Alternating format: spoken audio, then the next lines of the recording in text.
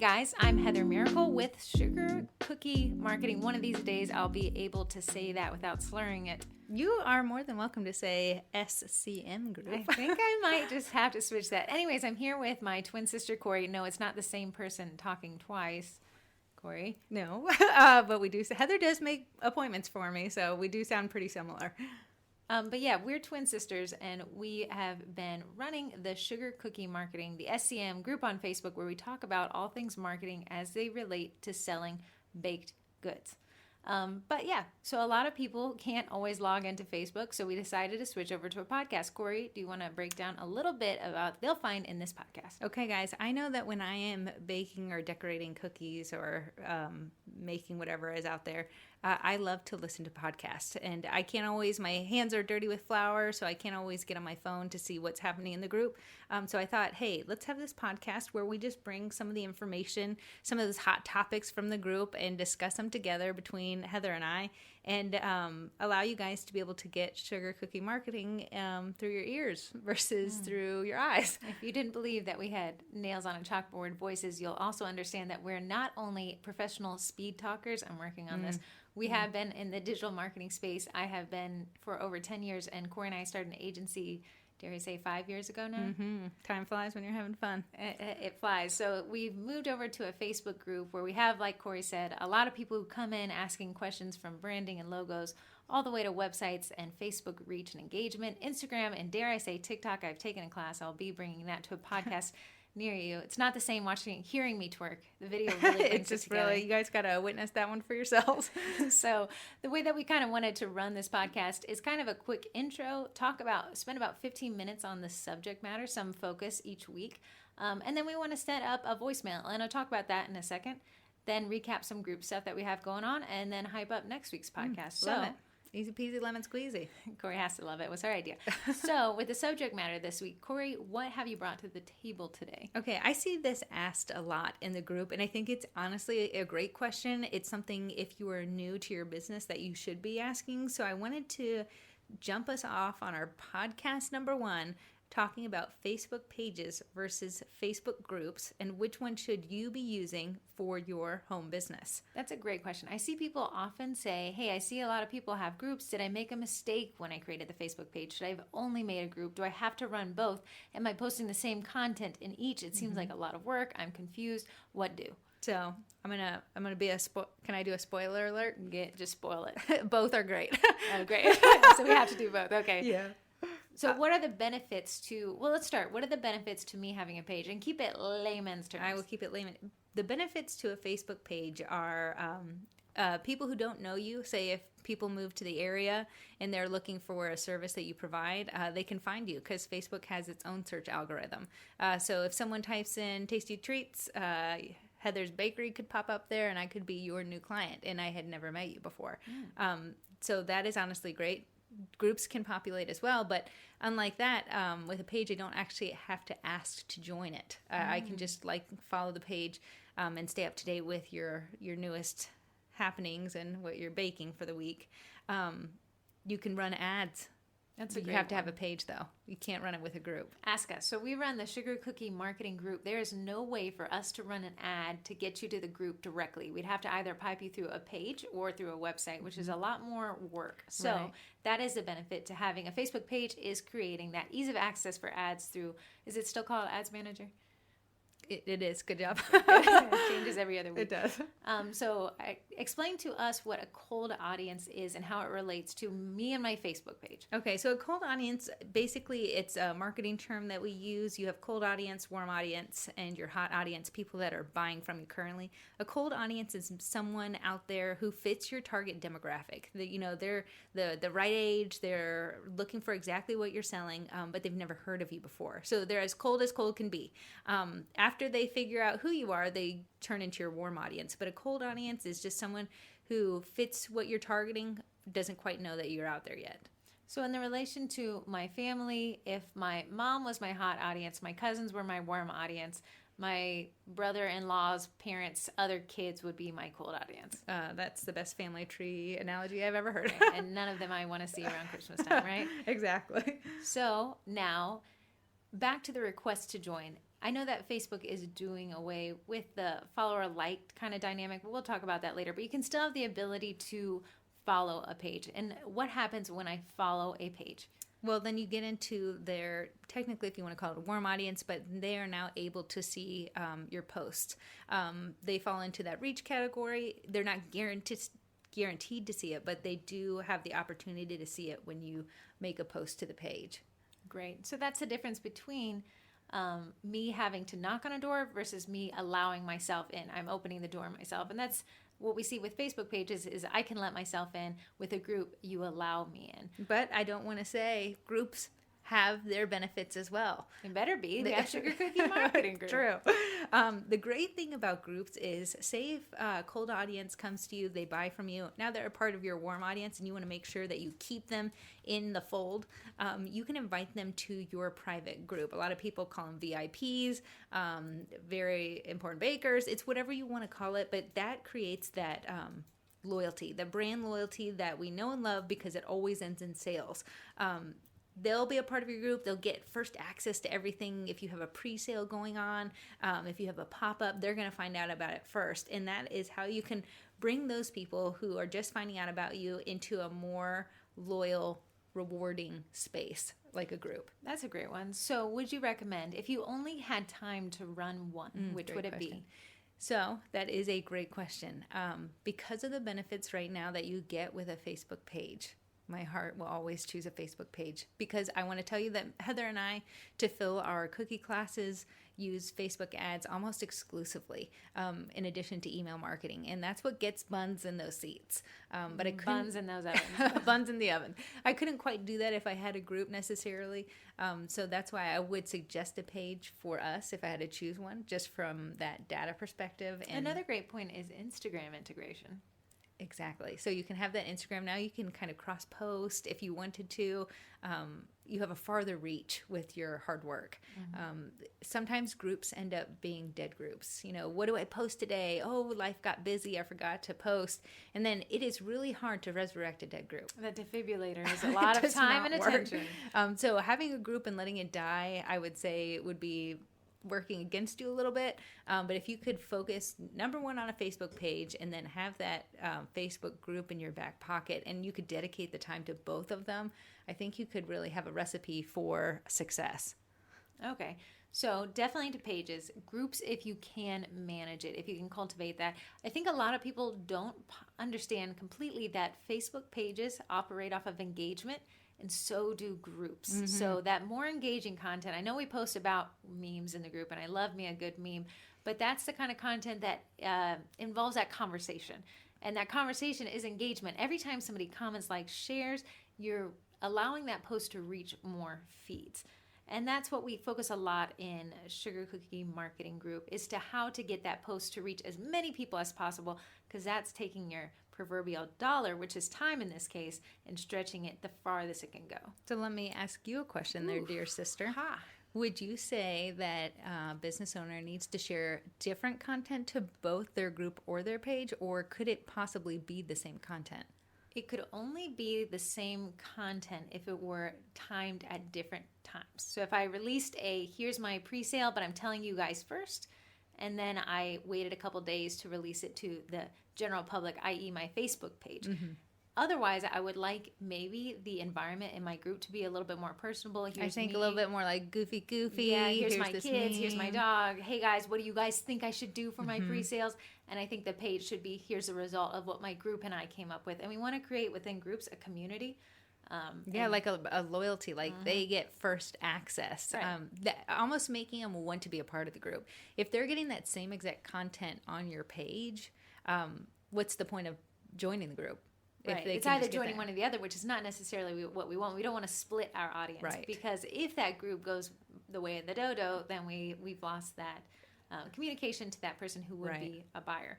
So I'm going to say that, yeah, if you could have your group be my close friends and have your page be like my fans. Yeah, and usually pages have more of a following than a group does, which makes sense. It's technically, I'm going to use this buzzword, a funnel. Your Facebook page funnels people. Did you say bugword? I said buzzword. Oh, excuse me. It's new marketing terminology. A bugword. Okay, we're bringing in the Okay. Well, Okay. we're changing it from buzz to bug.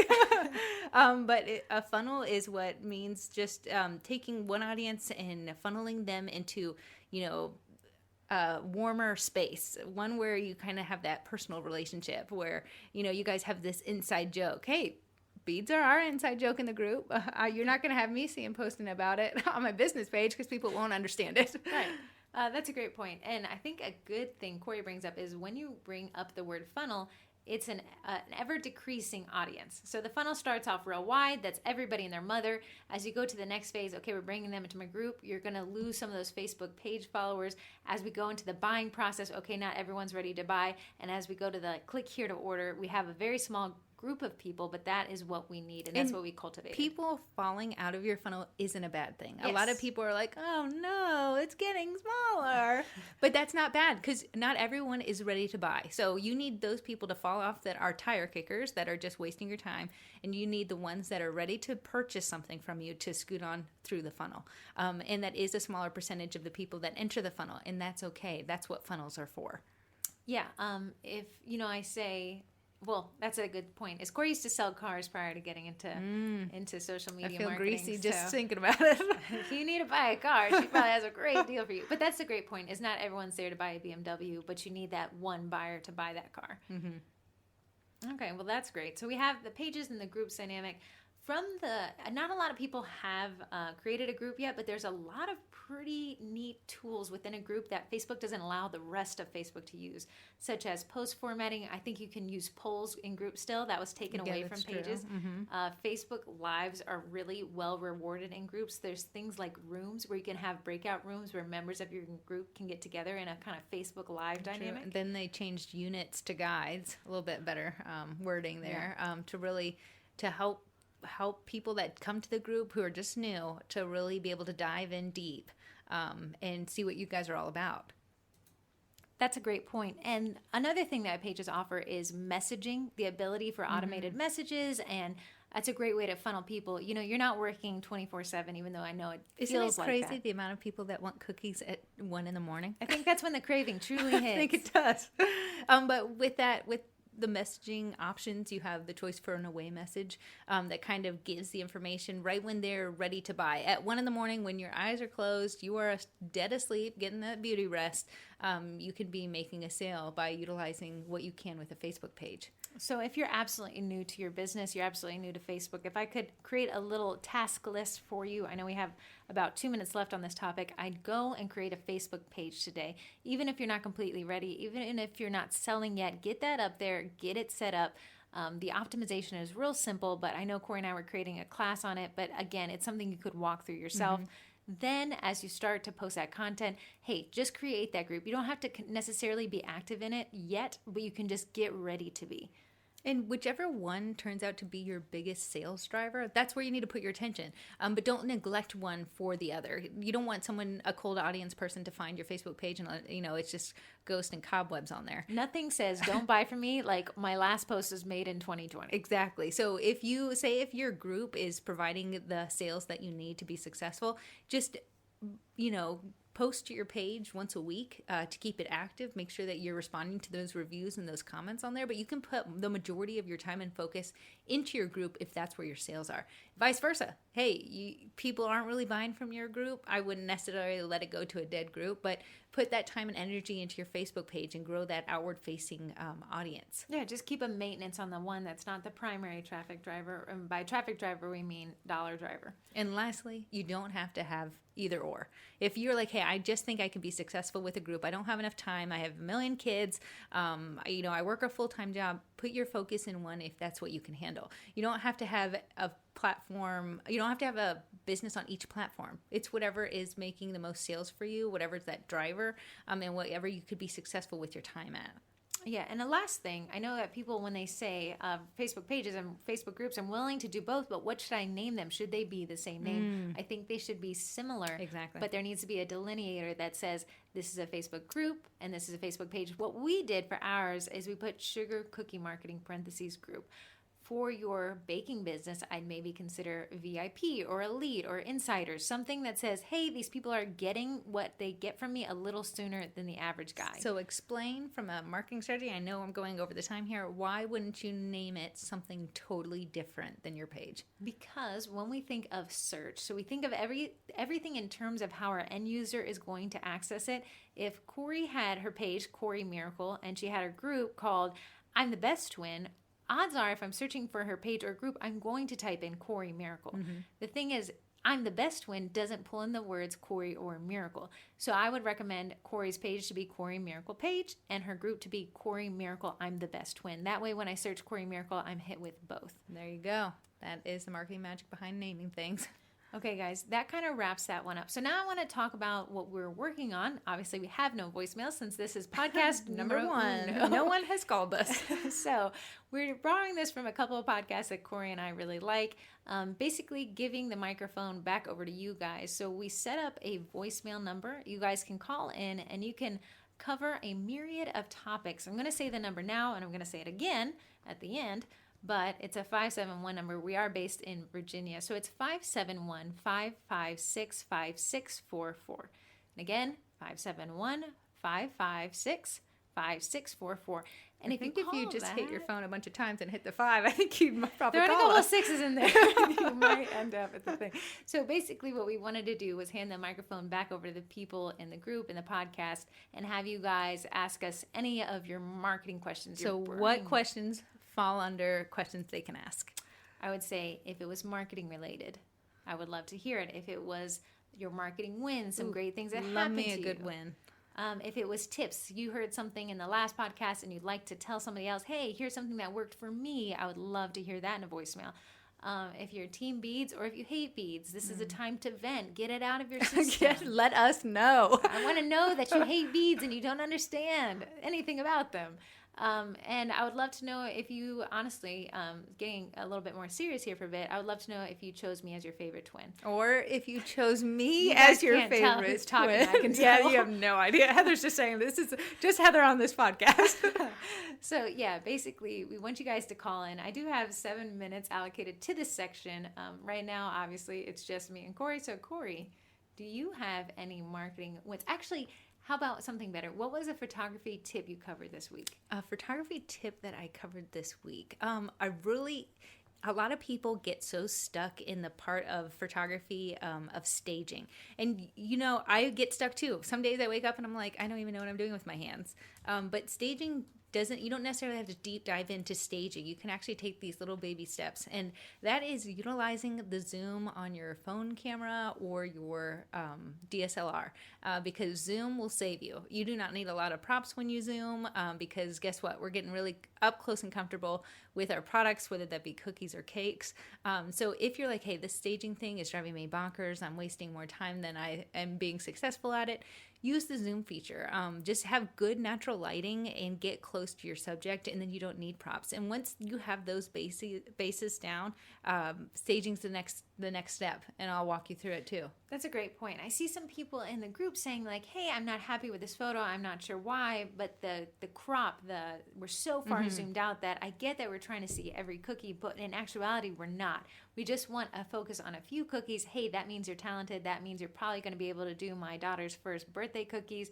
I love it. I'm placing an order. The highlight is more of, I want you to see these few specific cookies, but know that I can do many, right? And if just to add to that too, you can get close to a few cookies, then you can swap them out for some others in the set. Guess what that does for you? It gives you more content to work with.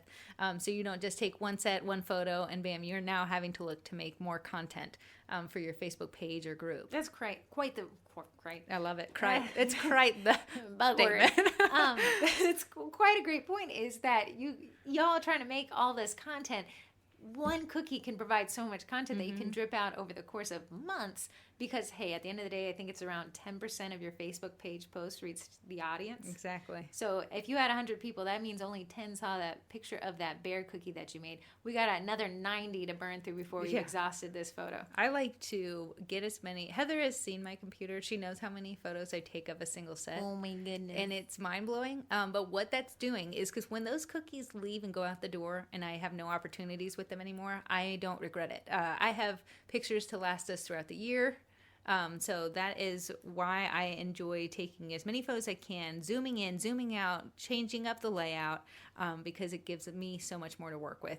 Future Corrie, high fives, present Corrie, and it's just a party all the way around. Right. We have another 4 minutes in this segment of voicemails that's just Corrie and I talking to each other. So I'm going to make her bring up, she wrangled y'all a deal from a backdrop company. I know backdrops are kind of like the thing. They do save you a lot of headache. Well, I can honestly tell you, I only take photos using backdrops. If you have ever seen a photo of mine, it has been taken on a backdrop. And the one we found is actually a food safe backdrop. And that is huge, especially when you're dealing with a customer's orders. You don't necessarily want to put it on something that isn't food safe, package up for them and say a prayer on the way out. So this food safe backdrop company has partnered with us, and it's AE Core backers, and you get a 20% off for the next year. So if you need to buy it today, if you're like, hey, I'm saving up for it and you need to buy it in a month, that discount code does not expire, which I think is huge, because as we get charging what we're worth, getting more sales, making more money, then we have that financial revenue to invest back into our business. Corrie, you mentioned a discount code. What would be the code that they'd need to use? Well, thank you, Heather, for bringing that up. I almost forgot. It's code Sugar Cookies at checkout. And that's plural in all caps? Plural, all caps. I got like you, you're screaming Bear. it. Heather's reading my mind here. So yeah, if you use code Sugar Cookies at checkout, you can see the photos that I've used this week are using all of their backdrops. Kind of give you an idea. If you have a question about one, feel free to message the page, and we'll definitely, absolutely get you an answer. Yeah, there's a lot of great backdrops out there. There's a lot of affordable solutions and stuff. Replica surfaces is one that Corrie likes a lot. However, not food safe. So now you're looking at now your cookie has to be in a packaging on top of those surfaces. Mm-hmm. So having a food safe surface, at least in your arsenal, kind of gives you more wide open options for how you can photograph your cookies. Mm-hmm. But don't sleep on the stuff that you can get at where they're going, craft stores, the paper, things like that. As long as you're understanding how the food relates to the surface, you are good. Exactly. Okay, that brings us up to almost a little ahead of time, our group stuff. Okay. Well, can I bring tell up... us what group stuff is. Group stuff is things that happen in the group. I like that name. It's real to the point. It's really to the point. But say, okay, like we have a Facebook Live that's happening, and it's about pop-ups in when you don't have a large following. And that's huge. That could benefit so many people. So we're having a live next Thursday, which is March 11th at 7 p.m., and that's a group stuff. Other group stuff, what would be another group stuff? Right now, well, we had offered probably over a month ago, my apologies, okay. a bunch of freebie I exactly copy. Know where you're going.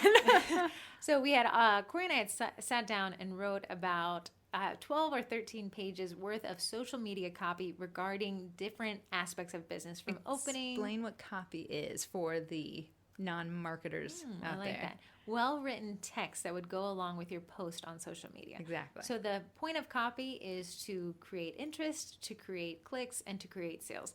So we created 3 different versions of copies, from things like pre-sales, openings, giveaways, classes. What else did we cover? I think if you're booked, wasn't that one? Booked was another one. Yeah. And there was a couple in there, but for each of those, we have about 3 different types of copies. Right. So we did one simple, one kind of a little bit more simple alternative, and then I'm a heavy emoji user, so I packed that third one in. And if you're like, hey, I don't really like the twins use a million emojis and they have so many puns, this is just to get your creative juices flowing. We want you to put your own spin on it because people are buying from you. They're not buying from the twins, but this is our ability to be able to help you guys when it comes to captions and to copy. We've written millions and millions of captions and copy at this point. So if anything, if it gets you to think a little differently, then goal is achieved. I like that. And a lot of this is written to customize towards your business. So we left brackets where you would insert your page name, which is, putting the @ and tagging your page name. Mm-hmm. Okay, Corrie, now where would they possibly be able to sign up to get this freebie copy. Thank you for letting me redeem myself from earlier. They used the www. It did. Oh, what a sin. They can go to sugarcookiemarketing.com and sign up right there at the top. Yeah, it'll be kind of the first place that you can type anything on the website. It does, yes, obviously we are marketers. We are trading your information for copy so that we can send you more valuable information. Maybe 4 months from now when Heather finally gets to it. It takes me a while. Corey made me buy all this podcast stuff, and it took me a while to figure out. I can't believe that it even turned on today. I know. I'm so impressed. We haven't stopped talking since. Okay, so that wraps up for this podcast setup. So let me run through it one more time. I was also supposed to repeat that phone number. It's 571-556-5644. So you can call and leave a voicemail. I promise no one will answer. So you're not going to have to talk to us. It is just a voicemail number. But so to recap, and this is where we kind of want some feedback from you guys. We have our intro. It's about 2 minutes. Subject matter where we talk about one focused subject is 15 minutes. Would like to cover voicemails if anyone would like to call in, which would be awesome. Otherwise, call in so we're not Corey talking to ourselves. Pay my sisters to start calling in. True. I'm going to call in with a man voice. That's fine. Group stuff. It's about 3 minutes to just cover some Facebook Lives we have or some things that are going on. And then at the end, hype up the next podcast, which we would know if we had planned one yet. But this is our first one, so we want to get the feedback from you guys to see what we're going to do next week. But keep these around 30 minutes is what this summation of everyone kind of wanted to keep it. So I think that wraps up our podcast number 1. We just came in a few minutes short of our 30-minute mark, but I am not mad at it. I'm not mad at all. So I really like it. So guys, again, right now we have this pushing out to Spotify. I'm going to be working on Apple Podcasts, and I think a few people requested Google, so probably keep it to those big 3. There's nothing else, no other icon or platform that seemed to scream to me that people used it. So if we keep it to those 3, I think that will hit a majority of the people in the group, and then we would love to get your guys' feedback. So thank you so much for listening. Yeah. 3. Thanks for baking it down. Wow. Okay. Ooh. At least you got out of your Okay, system. I'm gonna do that. I'm gonna practice this week. It's gonna be better next week. Okay, I'm looking forward to it. Okay.